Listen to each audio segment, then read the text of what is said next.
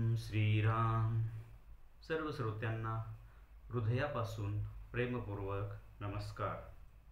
श्रोतेहो, आपण स्वामी विद्यानंद यांच्या भावार्थ रामायण संक्षिप्त या ग्रंथाच्या आधारे निर्माण झालेला मला भावलेले भावार्थ रामायण अर्थात आत्मपरायण हा ग्रंथ आपण पाहत आहोत.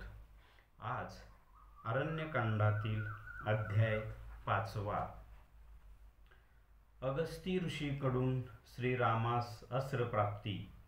ओम श्रीराम. श्रीराम आता अगस्ती ऋषींच्या आश्रमात आले आहेत. अगस्ती ऋषींचे कनिष्ठ बंधू श्रीरामांना या दंडकारण्यातील भयमुक्त व सुरम्य अशा वाटा दाखवतात. अगस्ती ऋषींचा आश्रम हा भव्य दिव्य आहे. तिथे स्वतः इंद्र, चंद्र, कुबेर, अग्नी, भृगु, यमधर्व व शिव व विष्णू रममान आहेत. अशा या आश्रमात गुढ्या तोरणे उभारून श्रीरामांचे स्वागत करण्यात आले आहे.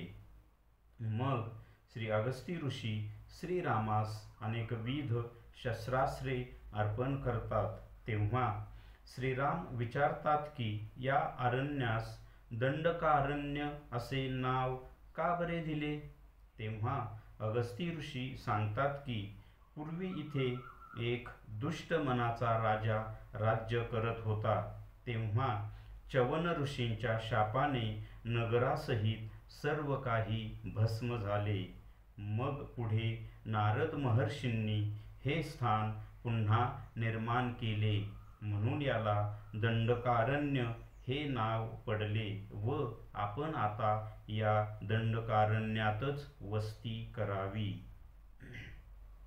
आता आपण साधकाच्या दृष्टीने पाहू. साधक जेव्हा अध्यात्माचा प्रवास करत असतो तेव्हा त्याला आपल्या ध्येयापर्यंत म्हणजे ईश्वर प्राप्तीपर्यंत पोहोचण्याकरिता सद्गुरूंच्या मार्गदर्शनाने व कृपेने साधनेच्या सहज, सोप्या, सरळ, सुरम्य अशा वाटा सापडत असतात. अशा भयमुक्त वाटांनी तो आपला अध्यात्माचा साधना प्रवास करत असतो. चैतन्याचे काही छान असे अनुभव घेत असतो. नाद, प्रकाश यांचेही सुंदर असे अनुभव तो घेतो. त्यामध्येच काही दिव्य देवतांची भव्य अशी दर्शनेही त्याला होत असतात. पुढे तो जेव्हा आत्मप्रांगणात येतो व आत्मदर्शन होते तेव्हा साधकाच्या देहासहित सर्व संस्था, मन, बुद्धी, चित्त, अहंकार व प्राण आणि पेशीनपेशी या सर्व आनंदोत्सव साजरा करत असतात व साधक आता याच आनंदात आपला पुढील आत्मप्रवास करत राहतो. यामध्ये खूप वेळा नैराश्य, संकटे, व्यत्यय येतच राहतात, परंतु तो पुन्हा आपल्या साधना व गुरुकृपेने आनंदाची, चैतन्याची प्रतिस्थापना करत असतो आणि हा प्रवास असाच असतो. आता आपण या अध्यायाचे सार थोडक्यात पाहू. इथे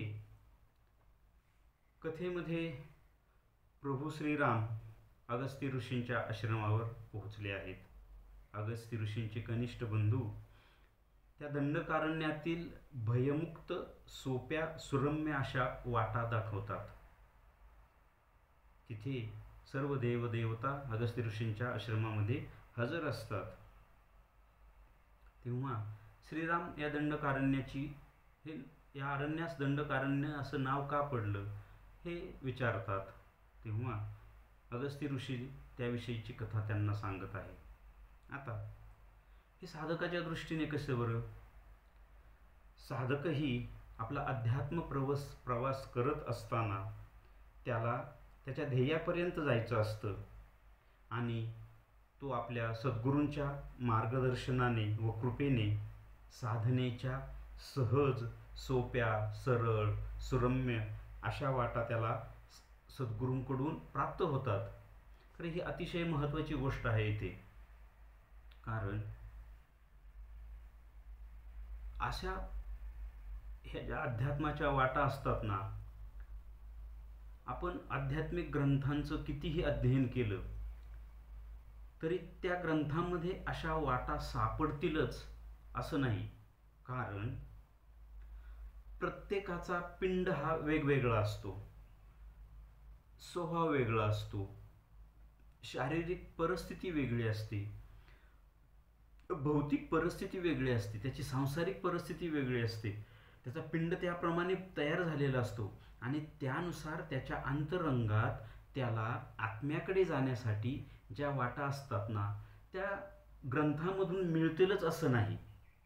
म्हणून सद्गुरू त्याला एकांतामध्ये अशा काही वाटा सांगतातही, परंतु त्याहीपेक्षा त्याच्या अंतरंगामध्ये तो साधना करत असताना त्याच्या पिंड प्रकृतीला, स्वभावाला, त्याच्या संकल्पनांना, त्याच्या ज्या आध्यात्मिक संकल्पना आहेत त्याला धरून त्याच्या आतमध्येच हृदयात सद्गुरू त्याला ह्या अशा छोट्या छोट्या सूक्ष्म अशा वाटा दाखवतात. म्हणून तर असं म्हटलं जातं की शिष्याचं हृदय हे सद्गुरूंची कर्मभूमी आहे. सद्गुरू शिष्याच्या हृदयातून कार्य करतात. बाह्यांगाने सांगतात 4-2 इकडच्या तिकडच्या गोष्टी प्रवचनामधून किंवा समोर बसवून सुद्धा, परंतु सद्गुरूंचं खरं कार्य हे शिष्याच्या हृदयातून चालतं आणि त्या वाटा शिष्याला त्याच्या हृदयात मिळतात. म्हणजे तो जेव्हा साधनेमध्ये असतो, ध्यानावस्थेमध्ये असतो, मग आता मी या अमुक अमुक टप्प्यापर्यंत आलोय, आता पुढे कसं गेलं पाहिजे हे त्याला आतूनच सुचतं, आतूनच त्याची जाणीव निर्माण होते. आणि ह्या अशा भयमुक्त वाटा आणि त्या सहज आणि सरळ असतात, त्यासाठी फार कष्ट सोसावी लागत नाही. कारण हे कलियुग आहे. इथे पूर्वीसारख्या म्हणजे त्रेता, सत्य, द्वापारयुगासारख्या प्रचंड साधना किंवा प्रचंड तपश्चर्या आत्ताचा कलियुगातला मनुष्य करू शकत नाही. तेवढी त्याची शारीरिक धारणा नसते.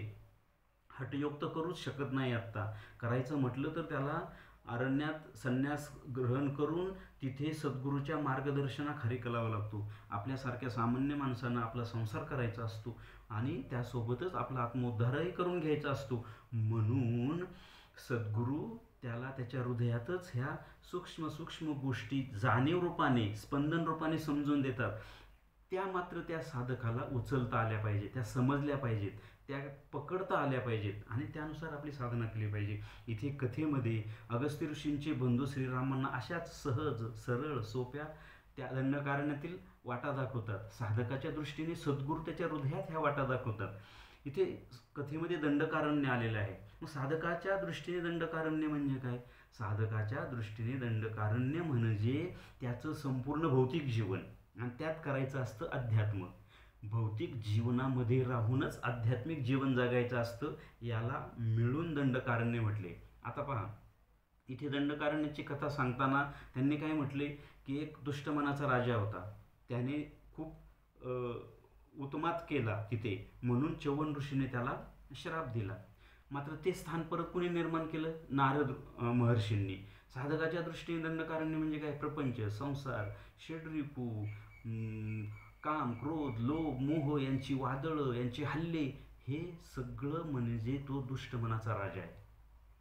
आणि च्यवन ऋषी किंवा श्री नारद म्हणजे सद्गुरू आहेत आणि ते त्या दंडकारण्याचं जे वाईटपण आहे ते काढून पुन्हा त्या साधकाच्या ठिकाणी अध्यात्म जीवनाची रोपण करतात आणि त्याच दंडकारण्याचं रूपांतरण करतात, परिवर्तन करतात. असं या साधकाच्या दृष्टीने इथे हे आपण घेतलं पाहिजे.